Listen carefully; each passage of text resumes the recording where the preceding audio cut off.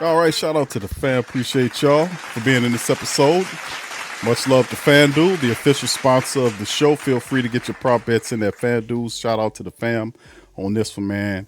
We'll be talking about the fact that the New Orleans Saints picked up another running back in free agency, man, and we'll break it down in this episode of the show. So please feel free to hit the like button, the sub button, and the subscribe button as we get going in this episode of the show. Free agent is still moving along. The Saints add another veteran to the team in terms of running back Tai Chandler. Now, this has sparked a lot of communication in terms of what the New Orleans Saints intend to do with AK-41. There is sentiment around the league that people think that Alvin Kamara ultimately will retire or, some kind of way not finish the season with the Saints. Me personally, I'm not too sure about that. I'm just going to say that I think that ultimately, based on what Alvin Kamara has told us, he has not changed his mind that he had one final season to play. And this is a season in which he wants to remain. He got one final season on his contract. He wants to finish it out. There has not been any discussion, if him saying he's retiring or whatnot. He is coming back or rehabbing injury that he was fighting back from last season. So we anticipate, without him changing his mind, that he should be available for the season. But the Saints are constantly seeming to add talent at the running back position. I remember last year, Kellen Moore did draft the likes of our fantastic young running back from Kansas actually, brung Mr. Devin Neal to come in. He's here for his second year. And the running back room is getting as stacked as the wide receiver room as Tai Chandler joins the likes of Audric Estime, Travis Etienne, who's RB1. I'm not going to mention these guys in any particular order, but you have Alvin Kamara, Travis Etienne, however he wants us to pronounce it now, Tai Chandler, Kendre Miller, Devin Neal, Evan Hall, Audric Estime, all are there. Now, we know ultimately 2 or 3 of those guys who are in the back end are more than likely end up on the practice squad. But we do know that they'll have to go through training camp. They have to go through all this other stuff, to make it to us healthy. Then we know that the top guys, the big money backs like Travis and Alvin and perhaps Kendre Miller. We talking about Alvin Kamara. Could it be Kendre Miller in trouble? You do have some of these backs. But let's get into this article right here. And I think that Tai Chandler is the type of running back that the Saints could use, but he could fit well in a special teams capacity rather than saying that this is a potential replacement for AK-41. So the offseason comes. Shout out to Saints on Sports Illustrated. Saints were able to land Travis to show up the running back room with Alvin nearing the end of his career. So they also landed David Edwards to bolster the line, Caden Ellis to replace the loss of Demario Davis in the middle, and Nick Underhill reported that Saints made this addition the other day of adding running back Tai Chandler to the team. So what does it mean? The Saints are signing running back Tai Chandler. Chandler with the Vikings, his best season in 2023 when he had 620 yards of scrimmage, 4 touchdowns, home run hitter with 4.38 speed, catches the ball out the backfield well.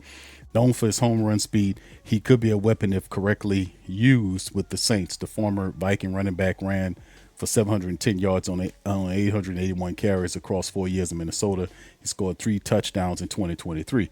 Chandler should be a solid addition to the Saints special team unit, but he also might carve out a role on offense behind Travis Etienne. Chandler's speed makes him a weapon that head coach Kellen Moore could use. Still, this is what he would call a shocking move for the Saints to give even more running backs on their roster. I don't know. I don't see it as such. Maybe you guys do. I'm a little different on this one. I'm a little different here. Until Alvin Kamara says something different than what he's been saying, because I got to give him credit. He's been consistent with this. He has not wavered. He's not wobbled or wavered on his commitment to remaining with the Saints for the summation of his career. He has been very serious about that. Mickey Loomis walked up to him last year, told him, "Where do you want to go?" And he says, "I don't want to go anywhere. I want to be here." He's been serious about that. He has 1 year remaining, and I do believe that he wants to finish it here. So, could this hint that Alvin Kamara's time is up and it's almost up? Yeah, it's almost up. He got 1 year left. He restructured the help. He agreed to the restructure of his agreement that basically, help the Saints out monetarily speaking, money, so they can be able to do whatever they need to do in free agency to add to the team. And it does open them up for the possibility to be traded, but there has to be an understanding, if you know all the Saints, that Alvin Kamara wants to finish his career as a Saint. Now, Cam Jordan might not have that opportunity to do that, and we'll talk about that later. But Alvin Kamara is under contract for this year with 1 year remaining. Yes, he has 1 year to go, and I do believe that he wants to finish out as a Saint. He has no desire to go anywhere else, according to what we know about Alvin Kamara personally. He does not want to go anywhere. So while Chandler could be a special teams guy, which I think this is more of that than anything, then there's a chance that the addition is foreshadowing another big move. Adding Chandler could be another step in the direction that sees Kamara traded or cut in the coming weeks. Kamara has been mixed in trade rumors since the Saints signed Travis Etienne, and he is attached to a decent large contract, which makes him a cut. He's attached to a decently large contract, which makes him a cut candidate too. Considering Saints have made another addition to the running back room, wouldn't be shocking to see Kamara off the roster in the coming months. I disagree with the writer. Shout out to him. I do disagree with this writer. I don't think for a second that Alvin Kamara is gone just because they added Ty Chandler, who's mostly used as a third down type of back, like a back in third down passing yard type back, a scat back, satellite back, special teams type guy. Because we know right now the Saints signed Ryan Wright, the punter, because we've been going through musical chairs with the punter situations and Tommy Morstead left. The credit for the Saints recognizing they want to stop the musical chair phenomenon. They solved it there. Ty Chandler could help in the return game. He has special teams acumen. His speed on kick returns, punt returns could help the New Orleans Saints and will help the Saints. It won't most certainly be Alvin Kamara. So if the Saints are hell bent on getting something out of Alvin Kamara, I guess Mickey Loomis could be the one. But AK-41 already made it clear that he does not want to play for anybody. He wants to finish out his career. The New Orleans Saints brass knows this. He restructured his contract to deal with it.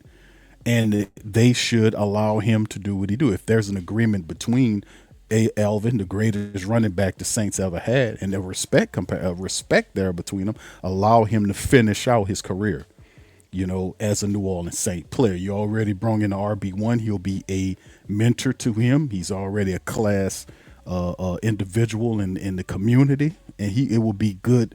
It would be a good positive thing when you in this league of players going all over the place for you to allow players who started with the team to end with the team. We might not see that with Cam Jordan, but with Alvin Kamara under contract for the final year, it does not hurt the Saints for Alvin to finish out his career as a Saint.